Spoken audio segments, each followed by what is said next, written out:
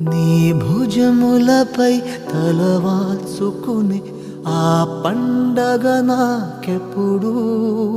క్షణానికో సవాలిలా జవాబులేదెప్పుడు